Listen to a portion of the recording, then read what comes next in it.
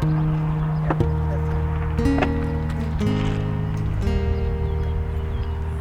fact that my kids will actually have a school where they'll be able to go to and not have to be like, oh, 2 years later, let's go. Yep. This will be where they'll graduate, and this will be where I die. This will be the last place that I ever live. It'll be the place that I can leave my family, and I don't have to worry about when I do pass from this earth that they're gonna struggle. They're not gonna have a place to live. Nope, I ain't gotta worry about that. Like, this is the end of the road for us. Like, this is finally ours. Mm-hmm.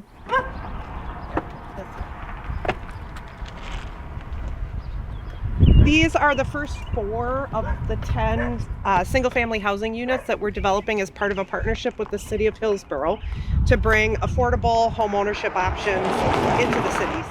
2 years ago, we introduced the idea of factory-built housing as an option. The rising cost of housing and materials that has really kind of led to this situation in which the development and creation and construction of affordable housing is just not a viable option. And so we get the factory direct pricing, and then we can pass those savings on into the development of affordable housing for income eligible families.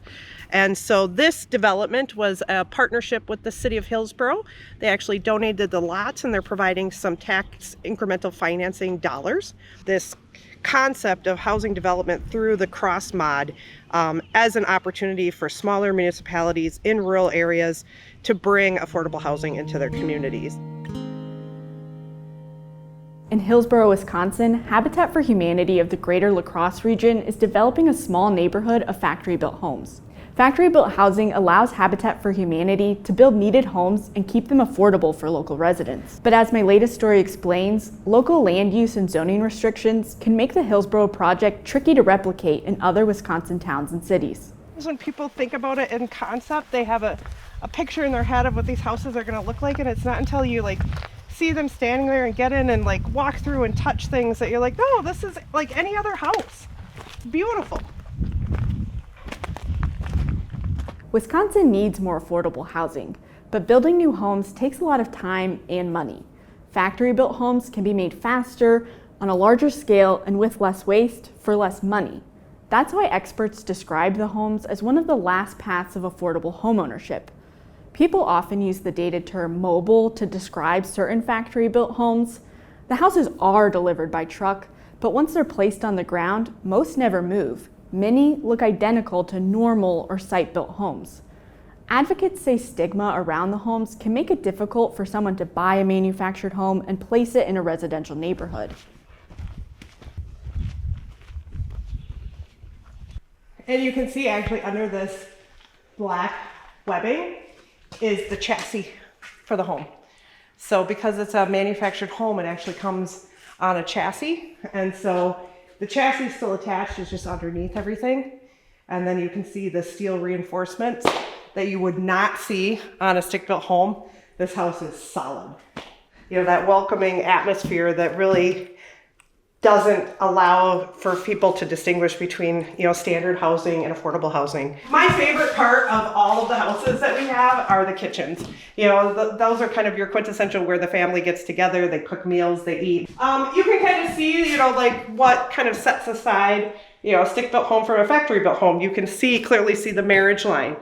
These houses come on a truck, and it's 2 halves that get put together on the foundation.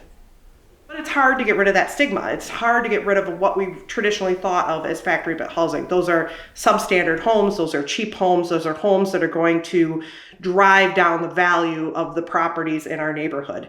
And so there was a lot of concern. And it's hard sometimes to sell something that they can't touch and feel. So at night, I was sitting here scrolling through Facebook. 5 homes for 5 families for Habitat for Humanity. And I'm like, so I woke her up in the middle of the night and I said, babe. She goes, what? I said, you gotta go, you gotta fill this out. Yeah, and I called the next day and to ask if it was true, because I don't believe everything on Facebook.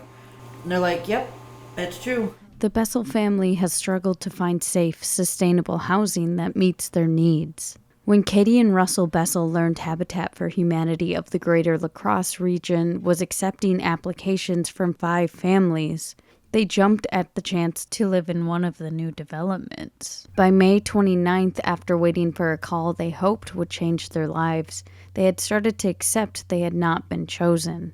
So I'm starting to call my mom and everybody. I said, well, we didn't get the place. Like, I'm already, like, in my mind, we didn't get it. And then She went and took our middle daughter to the doctors. I did. And she come back crying. And that's when she told us we got the place. There for a while, until we went to Hillsboro for the first event, was it not, like, it wasn't real. We had to keep looking at the email that said congratulations on it. The Bessels hope things are finally turning around after a difficult 2 years. In 2024, Russell was seriously injured in a motorcycle crash that permanently disabled him and left him dependent on a wheelchair. And I looked down at my feet, and obviously they were there. And I looked at Katie, and I was like, what happened? She was crying, and she told me that I was in a motorcycle accident. And the first thing that I asked was my bike okay? And she said, no, your bike's on two different pallets. And then I looked back at my legs, and I said, okay, so why can't I feel my legs? And that's when she told me I was paralyzed. And it didn't really hit me until I got home. And I wasn't able to do a lot with the kids. I wasn't able to run or walk or anything. So I became really depressed. It's okay.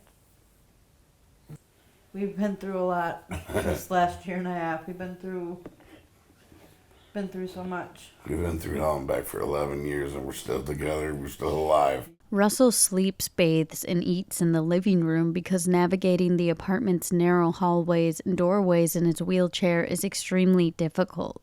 He can't sit under the dining table, so he often watches from his chair or bed while his wife and 3 children eat dinner. Their new home will be much more accessible, and as Russell says, he'll finally be able to sit at the table and share a meal with his family again. Prayed to God every day when we did it, and when we least expected it, thinking that all else has failed and we lost. Boom, we got it. Talk to Habitat for Humanity. They actually care. They show they care. They say that they take application once a year. Talk to them, let them know your situation, and always keep track because you never know when they're going to pop up saying, hey, 5 homes for 5 families. Really excited about this project. I think there's a lot of people across the state of Wisconsin that are excited about this and want this to be something successful. So I am keeping an eye on it, and I'm just really happy to see it kind of unfolding in a very easy and wonderful manner.